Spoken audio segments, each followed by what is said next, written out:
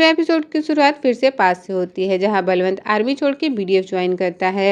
एक बार जब वो ब्रिज से जा रहा होता है तो टनल पर अवैध कारोबार होते देखता है, जिसे बंद करने आगे बढ़ता है। तो उसका कमांडेंट ऑफिसर उसे ऐसा करने से मना कर देता है, क्योंकि उसे वहां से घूस मिल रही होती है। अवैध कारोबार करने वाला मेन लीडर हुसैन और बिस्मिल होता है। धीरे धीरे हुसैन और बलवंत की आपस में जमने लगती है। एक्चुअली दोनों लेस्बियन होते हैं और एक दूसरे से प्यार करते होते हैं। फिर उसी दिन का सीन दिखाया जाता है जब आर्मी जवान टनल को बंद करने आए होते हैं। हुसैन उन आर्मी जवानों के हाथों मारा जाता है और इसी बात का गुस्सा बलवंत के अंदर भरा होता है। इसलिए बलवंत अपने साथी प्रदीप, शाश्वत और बिस्मिल के साथ उन सभी को गोलियों से भून देता है। अब प्रेजेंट में आलोका और ऋत्विक मिलकर अपने बाबा की अस्थियों को विसर्जित करते हैं। उधर नमन कार्डियक अरेस्ट का बहाना बनाता है ताकि उसे क्वेश्चनिंग के लिए ना जाना पड़े और प्रोसीजर डिले हो सके। ऋत्विक और उसकी टीम सीएम के पीए को डराते हुए पूछते हैं कि सीएम एविडेंस क्यों नहीं दे रही, आखिर ऐसा कौन सा एविडेंस है। इस पर पीए कहता है कि उसे इसके बारे में कुछ पता नहीं। इससे आईबी की टीम समझ जाती है कि सीएम ने उन्हें बेवकूफ़ बनाया है। उनके पास नमन के अगेंस्ट कोई भी एविडेंस नहीं है, इसलिए हिमांशु सर इस केस से रिलेटेड सारी चीज़ें दिल्ली की आईबी टीम को हैंड ओवर करने को कहते हैं। अब दूसरे दिन आलोका को अपने बाबा की डायरी में ऋत्विक की कुछ फोटोज मिलती है, जिसे देने वो उसके घर जाती है। ऋत्विक भी सितारा के घर से जब अपने घर पहुंचता है तो देखता है कि उसके घर में हर तरफ पैसा पड़ा है। आदिनाथ का साथी इन्फॉर्मर ऋत्विक को फोन कर तुरंत अपने घर से भाग जाने को कहता है। वो इन्फॉर्मर कोई और नहीं बल्कि बिस्मिल होता है। ऋत्विक कुछ सोच पाता है इससे पहले वहाँ पुलिस आ जाती है। ऋत्विक आलोका को लेकर अपने घर से फौरन भाग निकलता है। यहाँ फिर पास्ट का सीन दिखाया जाता है। बलवंत की अब एक फैमिली होती है, जहाँ वो अपनी बीवी और बेटा नमन के साथ रहता होता है। एक दिन बलवंत को प्रदीप की मौत के बारे में पता चलता है। इससे वो समझ जाता है कि वो भी मरने वाला है। बलवंत को हर पल अपनी मौत का डर सताने लगता है। उस दिन जब बलवंत शुभेंदु के हाथों बच जाता है तो अपने बेटे को लेकर लंदन भाग जाता है। छठे एपिसोड में बलवंत को दिखाया जाता है, जो एक लड़की बन लंदन के अमीर आदमी और उसके बेटे को फंसाती है, उन्हें मारकर उनकी सारी प्रॉपर्टी हड़प लेती है। इसके बाद दिखाया जाता है कि नमन बलवंत का ही बेटा है और वो बलवंत को माँ कहकर बुलाता है। बलवंत अपने बेटे के थ्रू इंडिया और बाकी देशों में इलीगल बिजनेस करता है। ऋत्विक को फंसाने और उसे केस से हटाने के लिए बलवंत और नमन ने ही उसके घर पर कैश रखवाया होता है। बलवंत न्यूयॉर्क में अपने बड़े कंसाइनमेंट की डीलिंग के लिए गुलाम सर से मिलता है और कहता है कि उनका कंसाइनमेंट समय से डिलीवर हो जाएगा। इधर हनीश चैनल पर ऋत्विक की न्यूज़ आने लगती है कि क्या ऋत्विक एक करप्ट ऑफिसर है। दिल्ली की आईबी टीम ऋत्विक के टेबल पर डेटा सर्च करती है, जैसे रिकॉर्ड्स, बैकअप या हार्ड ड्राइव, पर उन्हें कुछ नहीं मिलता। ये बात सितारा ऋत्विक को बताती है तो ऋत्विक भी शॉक्ड हो जाता है कि उसके सिस्टम से सारी चीज़ें कहाँ गई। इसलिए ऋत्विक बैकअप लेने अपने दोस्त सोमा के घर जाता है, पर पुलिस वहाँ भी आ जाती है। पुलिस से बचते हुए ऋत्विक अपने मीडिया दोस्त के पास जाता है। उसे नमन के अगेंस्ट प्रूफ देते हुए कहता है कि अगर मुझे कुछ हो जाए या मैं मर जाऊं तो नमन की सच्चाई भी सामने आनी चाहिए। ऋत्विक को पता चलता है कि उसके सीनियर हिमांशु सर भी सीएम से मिले हुए हैं। ऋत्विक इस बात की सच्चाई जानने के लिए हिमांशु सर से चुपके से मिलता है और गन पॉइंट कर पूछता है कि कितने में बिके हो, मुझे क्यों फंसाया है। इस पर सर कहते हैं कि मैंने नहीं फंसाया और जो कैश तुम्हारे घर से मिला है वो किसी और ने रखा है, वो पकड़े गए कैश का हिस्सा नहीं है। इससे पहले नमन और हिमांशु सर आगे बात करते दो बाइक वाले उन पर हमला कर देते हैं। काफ़ी दूर पीछा करने के बाद ऋत्विक किसी तरह उनसे बच निकलता है और सर को हॉस्पिटल भिजवाता है। तभी ऋत्विक को बिस्मिल का कॉल आता है, जो कहता है कि अगर कंसाइनमेंट को रोकना है तो मुझे एयरपोर्ट पर आकर मिलो। ऋत्विक को गोली लगी होती है, उसकी हालत काफ़ी ज़्यादा खराब होती है। तभी उसकी गाड़ी आलोका की गाड़ी से टकराती है, जहां वो अपने दोस्तों के साथ अपना दुख शेयर कर रही होती है। अब 7वें एपिसोड के पास्ट में दिखाया जाता है कि शुभेंदु आलोका उसकी माँ के साथ हैप्पी रह रहा होता है। उसने एक छोटा सा परिवार बना लिया होता है। तभी एक दिन उसे मिलने कर्नल आते हैं, जिनका उस घटना के बाद कोर्ट मार्शल कर दिया गया था और 15 साल की सजा दी गई थी।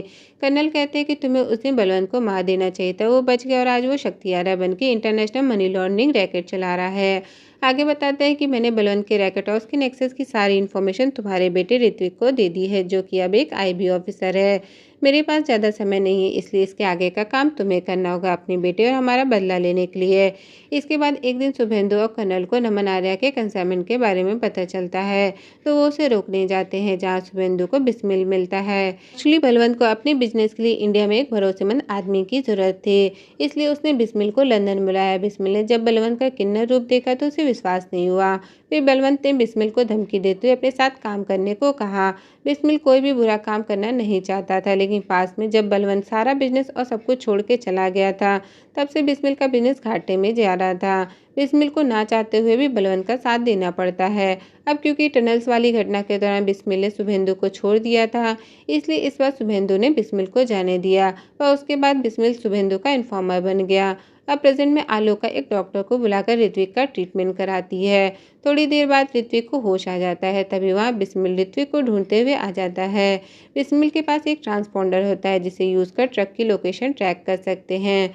बिस्मिल ऋत्विक को एक पेन ड्राइव देता है जिसमें नमन आर्या की कंपनी के सारे इलीगल ट्रांजेक्शन की डिटेल होती है। ऋत्विक फौरन अपनी टीम की साथी लोगों को कॉल करता है। फिर वो और आदिनाथ के साथ काम करने वाले हैकर मिलकर ट्रक की लोकेशन का पता करते हैं, लेकिन तभी नमन आर्या के गुंडे ऋत्विक और बिस्मिल को मारने आ जाते हैं। आलोका उसके साथ ही किसी तरह ऋत्विक और बिस्मिल को बचाते हुए वहां से भाग निकलते हैं, पर इस दौरान बिस्मिल को गोली लग जाती है। रास्ते में बिस्मिल ऋत्विक को पास्ट की सारी कहानी बताता है और कहता है कि तुम्हारे बाबा बेकसूर हैं।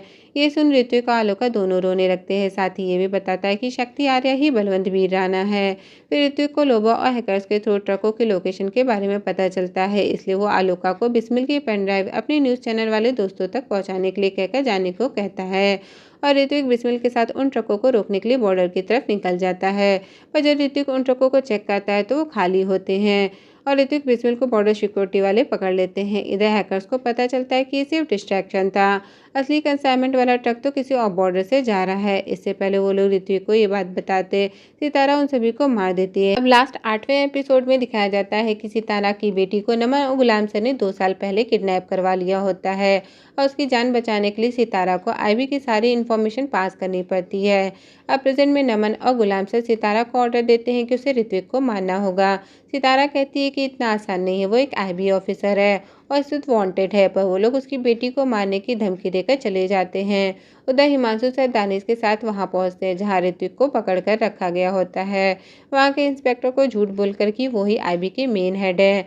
ऋत्विक और बिस्मिल को लेकर निकल जाते हैं। यहाँ उन्हें पता चलता है कि कंसाइनमेंट बॉर्डर क्रॉस कर नहीं बल्कि टनल के थ्रू जा रहा है। फिर वो लोग जल्द से जल्द टनल तक पहुंचते हैं। वहां का नज़ारा देख वो लोग शॉक्ड हो जाते हैं। हिमांशु आर्मी की मदद के लिए फौरन अरविंद नाम के आदमी को कॉल करता है। अरविंद ऋत्विक की मां के दोस्त होते हैं। ऋत्विक और हिमांशु का पीछा करते हुए सितारा और उसके साथी भी वहां पहुंच जाते हैं। सबसे पहले गाड़ी में बैठे बिस्मिल को मार देते हैं। इसके बाद ऋत्विक और बाकी लोगों को मारने आगे बढ़ते हैं तो ऋत्विक वहां ब्लास्ट कर टनल के अंदर घुस जाता है। टनल के पास की सारी लाइव एक्टिविटी शक्ति, नमन और गुलाम सर देख रहे होते हैं। ऋत्विक को मारने सितारा और उसके गुंडे भी टनल के अंदर आ जाते हैं। दोनों तरफ गोलियां चलती हैं।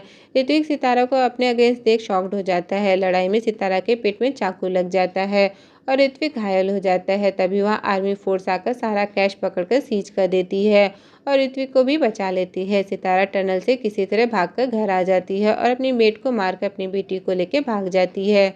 2 दिन बाद ऋत्विक को शक्ति आर्या का कॉल आता है जो ऋत्विक से रिक्वेस्ट करती है कि पकड़े गए कैश की डिटेल वो लीक ना करे। अगर उसे पैसा चाहिए तो वो दे सकती है, पर नमन शक्ति की बात नहीं मानता। तभी ऋत्विक से बात करने सीएम आती है क्योंकि इसमें उसका भी नाम आने वाला है। वो भी मनी लॉन्ड्रिंग में नमन के साथ शामिल होती है। सीएम नमन को ब्राइब ऑफर करती है, पर नमन मना कर देता है और कहता है कि उसे कुछ और चाहिए। इसके बाद दिखाया जाता है कि आर्मी के द्वारा टनल को बंद करने वाले मिशन में शामिल कर्नल के साथ बाकी सभी 11 जवानों को श्रद्धांजलि दी जाती है। साथ ही ऋत्विक अपने साथ काम करने वाले सभी लोगों की फोटो लगाकर उन्हें याद करता है। सितारा को अरेस्ट करने पुलिस उसके घर जाती है, पर घर खाली होता है। नमन को अरेस्ट कर लिया जाता है। न्यूज चैनल में नमन के सारे काले धंधों का चिट्ठा दिखाया जाता है। धीरे धीरे पुलिस उसके अड्डों पर छापा मारती है। लंदन में शक्ति अपने प्यार हुसैन को याद कर रोता है। गुलाम शाह शक्ति के साथ नमन को भी मरवा देता है। इसके बाद 2 महीने बाद का समय दिखाया जाता है जहाँ ऋत्विक को पता चल गया होता है कि आलोका शुभेंदु की बेटी नहीं है, पर ऋत्विक ये बात आलोका को नहीं बताता, उसे अपनी बहन ही मानता है। आलोका अपने फुटबॉल टूर्नामेंट के लिए जाने लगते हैं तो ऋत्विक उसे खुद ड्राइव कर ले जाता है। दोनों भाई बहन में अच्छी बॉन्डिंग बन जाती है और इसी के साथ ये वेब सीरीज खत्म होती है। तो दोस्तों कैसी लगी ये वेब सीरीज? अगर वीडियो पसंद आई हो तो लाइक करें और जाने से पहले चैनल को सब्सक्राइब करना बिल्कुल मत भूलिएगा।